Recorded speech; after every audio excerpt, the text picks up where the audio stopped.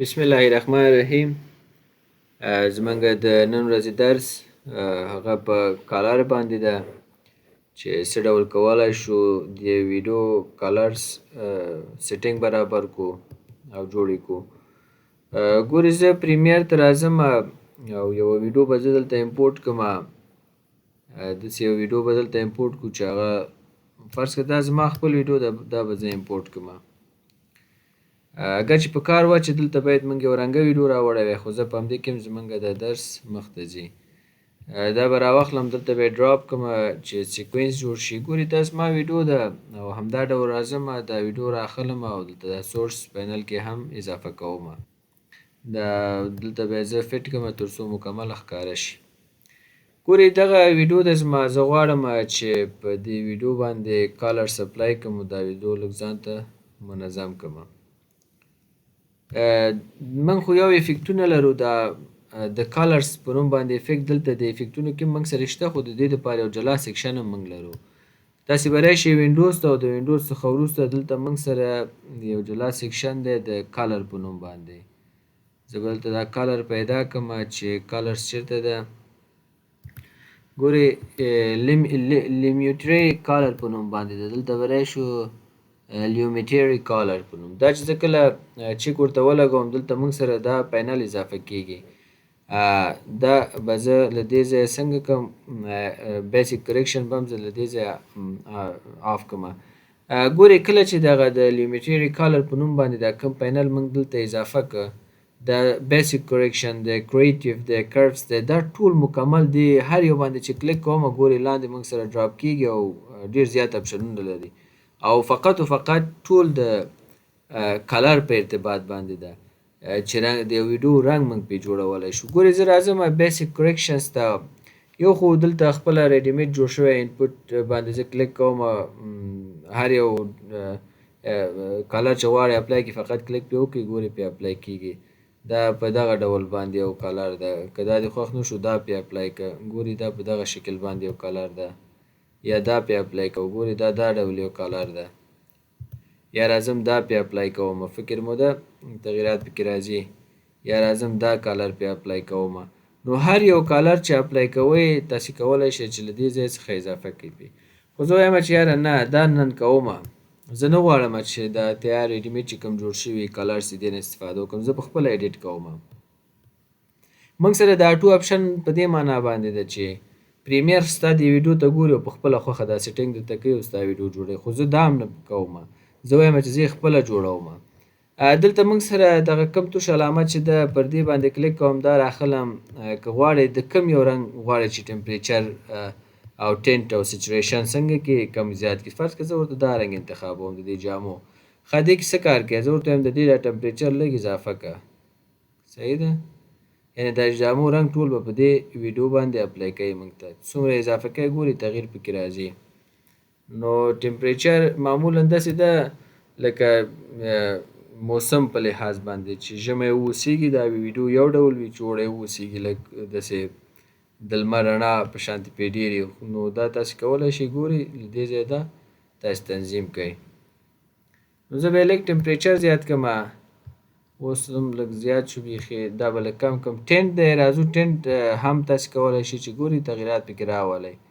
نو زه راځم دا هم لږ تغییر پکې راولم. نو تاسې خپله به یې ګورئ سچوریشن هم ورته لږ څنګه کوو اضافه کوو، یا ورته دا سچوریشن مې هم اضافه کړو. ګورې د دې ویډیو ترمنځ لږ فرق پیدا شو. همدا ډول کولی شئ چې راشي دا ایکسپوژر دی دا ورته کم زیات کړي. زه به ورته کنټرست هم لږ څنګه کړم اضافه کړم، که کموی په دې شکل کېږي، خو نه زه ورته دا کنټرست په دغه اندازه کوم، صحیح ده. هایلایټ هم کولی شئ چې ورته کم زیات کړئ له دې ځایه، زه یې دغومره هایلایټ کوم. شیډو کولی شئ چې کم زیات کړئ، په دغه اندازه به ورته زه شیډو کړم. او وایټس سپینوالي په معنا باندې دا هم کولی شئ چې ورته تاسې څنګه کوئ ور اضافه یې کوئ، صحیح ده. او همدا ډول بلاکس اوس چې دې کې فرض کړه کم بلاکس رنګونه دي هغه پکې کولی شئ چې کم زیات کوي. نو دا به زه په دغه حالت کې وساتمه. همدا ډول ګورې دا تغییرات ما پکې راوستل. نو دا بیسیک کریکشن څنګه کوم بندومه؟ نو راځم کریټیو ته. دلته هم موږ او تاسې تغییرات راوستلی شو. ګورې دلته فرض که دا 100 دی، دا کولی شئ له دې ځایه کم و زیات کړئ. نو دا ورته په دغه اندازه انتخابومه. همدا ډول فیډ فلم دی، دا هم کولی شو چې کم و زیات کړو ورته له دې ځایه. شارپن که غواړئ شارپن به ورته لږ زیات کړو چې دا څومره شارپن کې ښه ښکاري هغه به ورته منظم کړو. او سچریشن دلته هم موږ سره شته، دا به هم ورته لږ غوندې اضافه کړو. همدا ډول ټینټ بیلانس دی، تغییرات پکې راوستلی شو. دا بیلانس به هم په دغه حالت کې پرېږدو. خیر دا فرض که دا کریټیو هم نور بندومه. راځمه کرفس ته.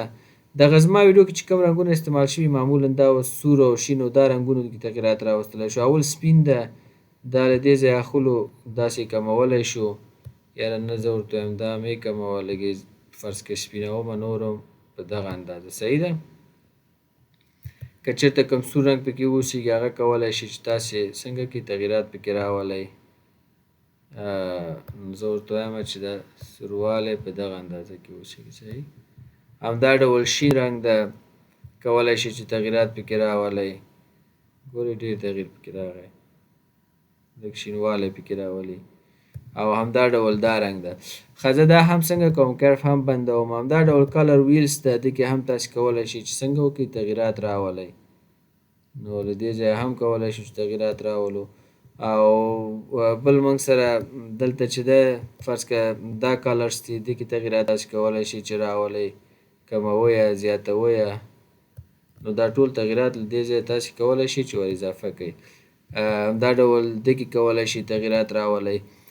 نو دا موږ سره لیمیټري کلر په نوم باندې ده. تاسې خپله